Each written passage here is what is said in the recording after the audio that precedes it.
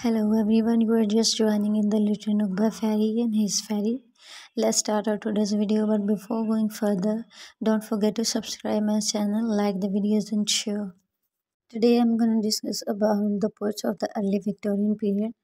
As the Victorian period is been discussed in the previous lecture, and today we'll discuss about the poets of this particular genre. The most important poets during the early Victorian period were Tennyson and Browning, with Arnold occupying a somewhat lower position. After the passing away of Keats, Shelley, and Byron in the early 1820s, for about 15 years, the fine frenzy of the high romantics subsided and a quieter mood ensued.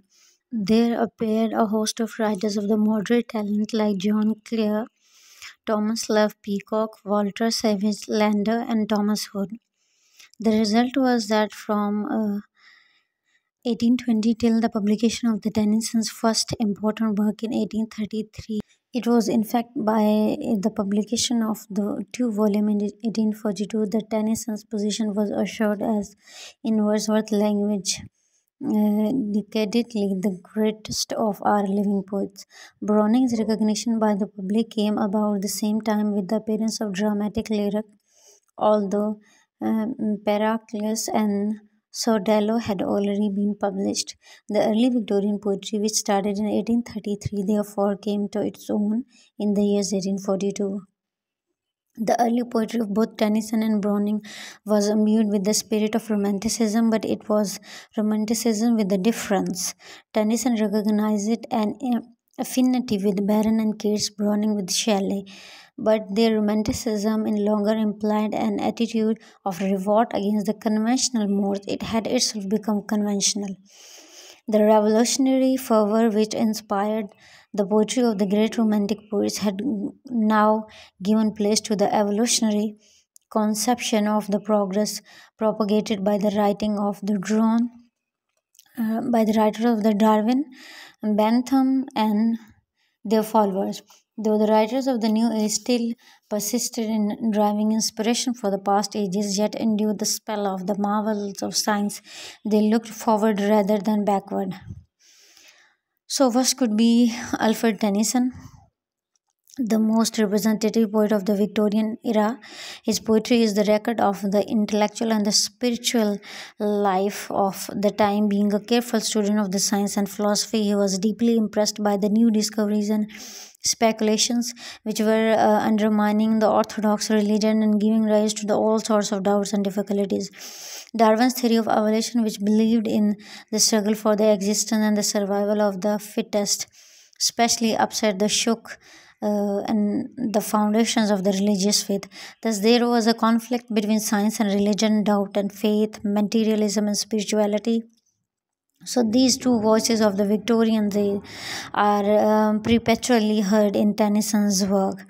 Tennyson's poetry is so much representative of his age that a chronological study of it can help us to write its history. Thus, his lyrical haul of 1842 reflects the restless spirit of young England and its faith in science, commerce, and the progress of the mankind. So, in Locksley Hall, 60 years after, the poet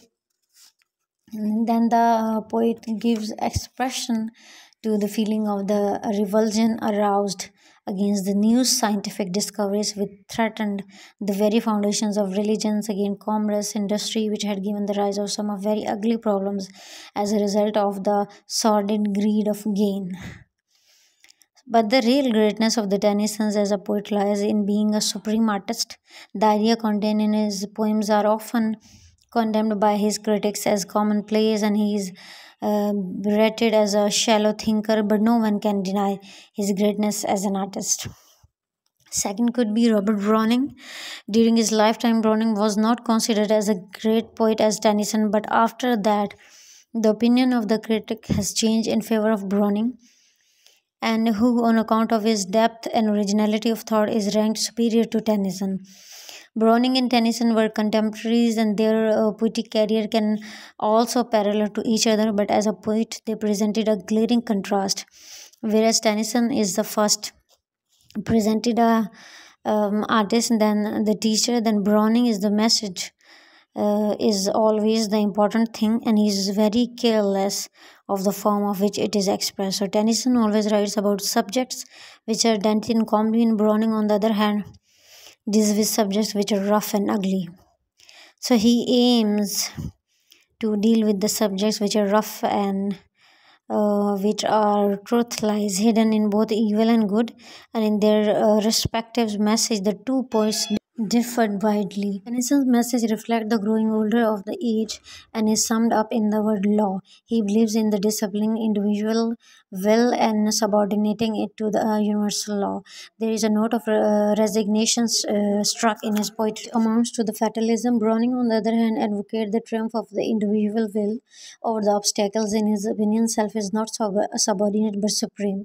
There is a robust optimism reflected in all his poetry, and Browning is given preferences over Tennyson, whose poetry betrays weakness, helpless pessimism. Browning's boundless energy, his cheerful courage, his faith in life, and the development that awaits beyond the portrait of the death give a strange vitality to his poetry. It is his firm belief in the immortality of the soul which forms the basis of the generous optimism beautifully expressed in his poems. The next one is Matthew Arnold, another great poet of the early Victorian period.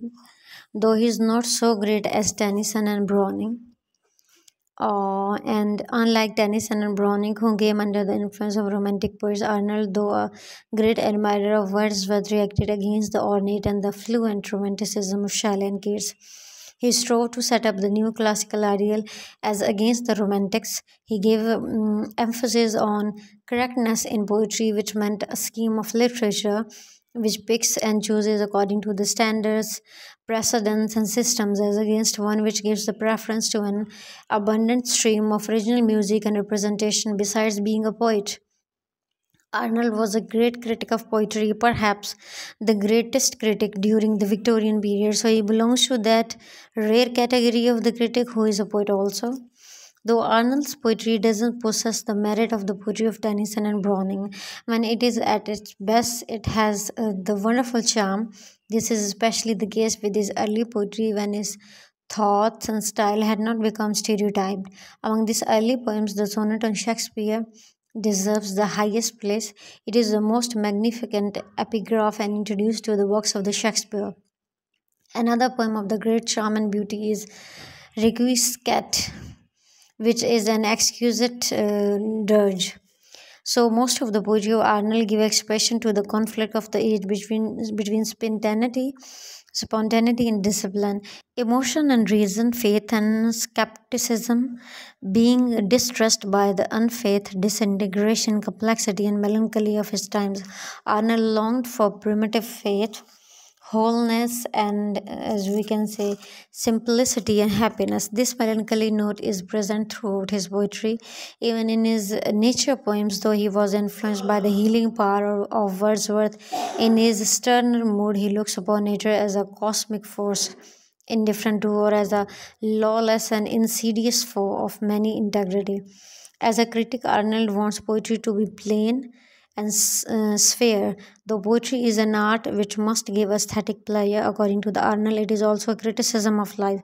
So he looks for the high seriousness in poetry, which means the combination of the fine art with the fullest and deepest insight, such as found in the poetry of Homer, Dante, and Shakespeare. So some minor poets could be, besides Tennyson, Browning in Ireland, there were a number of minor poets during the early Victorian periods. Of these, Mrs. Browning, Clough are well known, and Elizabeth Barrett became Mrs. Browning in 1846. Before her marriage, she had won fame by writing poems about the Middle Ages in imitation of the Coleridge.